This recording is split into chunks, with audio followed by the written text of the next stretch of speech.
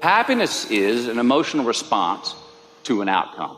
If I win, I will be happy. If I don't, I won't. It's an if-then, cause and effect, quid pro quo standard that we cannot sustain because we immediately raise it every time we attain it.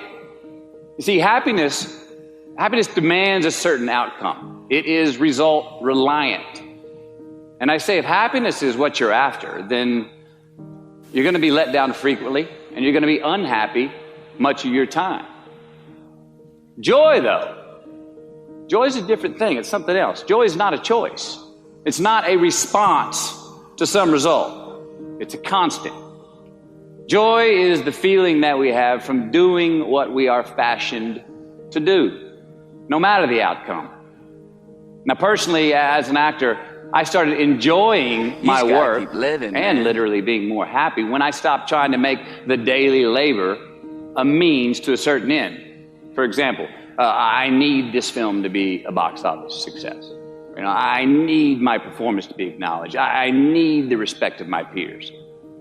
All those are reasonable aspirations, but the truth is, as soon as the work, the daily making of the movie, the doing of the deed became the reward in itself for me, I got more box office, more accolades and respect than I ever had before. See, joy is always in process. It's under construction. It is in constant approach, alive and well in the doing of what we're fashioned to do and enjoying it. Now, the easiest way to dissect success is through gratitude. Giving thanks for that which we do have, for what is working. Appreciating the simple things we sometimes take for granted. We give thanks for these things, and that gratitude reciprocates, creating more to be thankful for. It's really simple, and it works. Now, I'm not saying be in denial of your failures. No, we can learn from them too, but only if we look at them constructively, as a means to reveal what we are good at, what we can get better at, what we do succeed at. All right, life's a verb. We try our best, we don't always do our best. And since we are the architects of our own lives, let's study the habits, the practices, the routines that we have that lead to and feed our success, our joy, our honest pain, our laughter, our earned tears. Let's dissect that and give thanks for those things. And when we do that, guess what happens? We get better at them, and we have more to dissect. It's a get-rich-quick on the internet, richest 15 minutes of fame world that we live in, and we see it every day. But we all want to succeed, right? So the question that we got to ask ourselves is what success is to us, what success is to you. Is it more money? That's fine. I got nothing against money. Maybe it's a healthy family. Maybe it's a happy marriage. Maybe it's to help others, to be famous, to be spiritually sound, to leave the world a little bit better place than you found it. Continue to ask yourself that question. Now, your answer may change over time, and that's fine. But do yourself this favor. Whatever your answer is, don't choose anything that will jeopardize your soul. Prioritize who you are, who you want to be, and don't spend time with anything that antagonizes your character. Don't drink the Kool-Aid, man. It tastes sweet, but you will get cavities tomorrow. All right, life is not a popularity contest. Be brave, take the hill, but first answer that question, what's my hill? Well, for me, it's a measurement of 5 things. We got fatherhood. We got being a good husband. We got my health, mind, body, and spirit. We got career, and we got friendships. These are what's important to me in my life right now.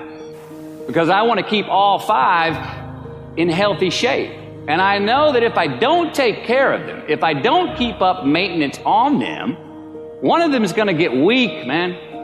It's going to dip too deep into the debit section. It's going to go bankrupt. It's going to get sick, die even. So first, we have to define success for ourselves. And then we have to put in the work to maintain it. Take that daily tally. Tend our garden. Keep the things that are important to us in good shape. Defining ourselves by what we are not is the first step that leads us to really knowing who we are. You know that group of friends that you hang out with that they really might not bring out the best in you? You know, they gossip too much or they're kind of shady. You They really aren't going to be there for you in a pinch. Or how about that bar that we keep going to that we always seem to have the worst hangover from? Or that computer screen, right? That computer screen that keeps giving us an excuse not to get out of the house and engage with the world and get some real human interaction. Or how about that food that we keep eating, the stuff that tastes so good going down, it makes us feel like crap the next week, when we feel lethargic and we keep putting on weight? Well, those people, those places, those things, stop giving them your time and energy. Just don't go there. I mean, put them down. And when you do this, when you do put them down, when you quit going there, and you quit giving them your time, you inadvertently find yourself spending more time and in more places that are healthy for you, that bring you more joy. Why? Because you just eliminated the who's, the where's, the what's, and the when's that were keeping you from your identity.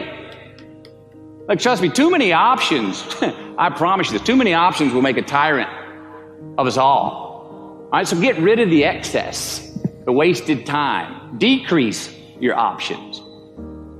If you do this, you will have accidentally, almost innocently, put in front of you what is important to you by process of elimination. Knowing who we are is hard. It's hard. So give yourself a break. Eliminate who you are not first, and you're going to find yourself where you need to be. Make voluntary obligations. I'm talking about the ones that we make with ourselves, with our God, with our own consciousness. I'm talking about the you versus you obligations.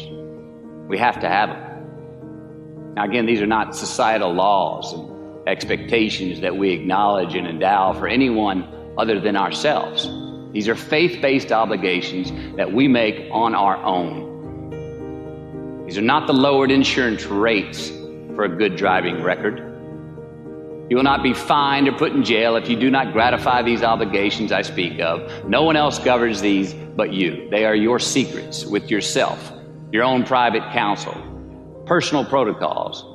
And while nobody throws you a party when you abide by them, no one's going to arrest you when you break them either, except yourself. An honest man's pillow is his peace of mind. And when you lay down on that pillow at night, no matter who's in your bed, we all sleep alone. These are your personal Jiminy Crickets, and there are not enough cops in the entire world to police them. It's on you. It's on you.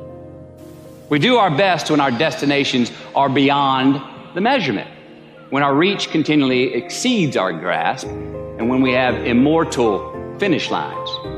And when we do this, the race is never over. The journey has no port. The adventure never ends because we are always on the way.